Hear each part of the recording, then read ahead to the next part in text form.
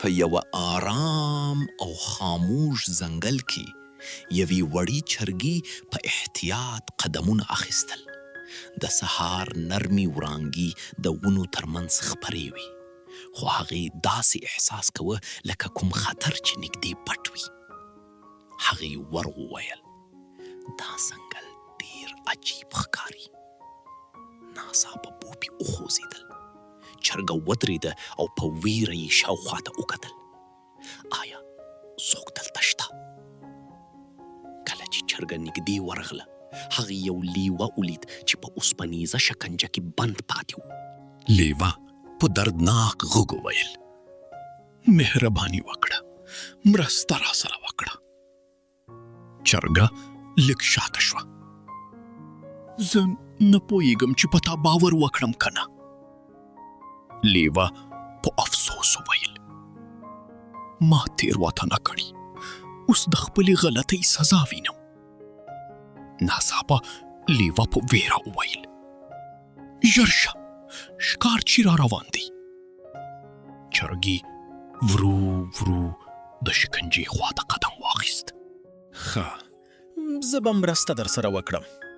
هغې خپل ټول زور وکاروه او شکنجه ورو ورو خلاصېدله.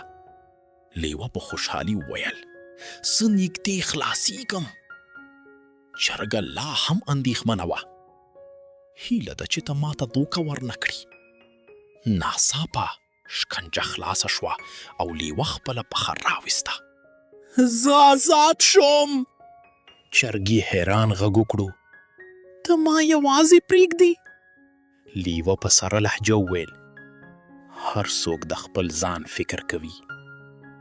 چرګه شاته شوه، خو ناڅاپه د شکنجې خوله بنده شوه او دا ځل د چرګې پښه پکې بنده شوه. چرګې په درد چیغه کړه مرسته وکړئ. خو لیوه ورو ورو د جنګل تیارو ته روان شو. چرګه یوازې پاتې شوه. جنګل خاموشه و او یوازې د باد غږ اورېدل کېده. هغې په کمزوري غږ وویل آیا څوک زما غږ اوري؟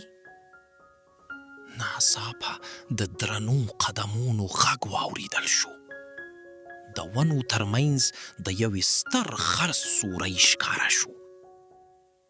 چرګې په هیله وویل مهرباني وکړئ، ما خلاصه کړئ.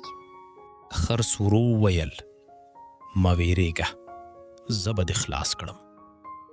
هغه خپل زور وکاراوه او شکنجه ورو ورو ماتېدله. چرګې په خوشحالي وویل زه آزادېږم.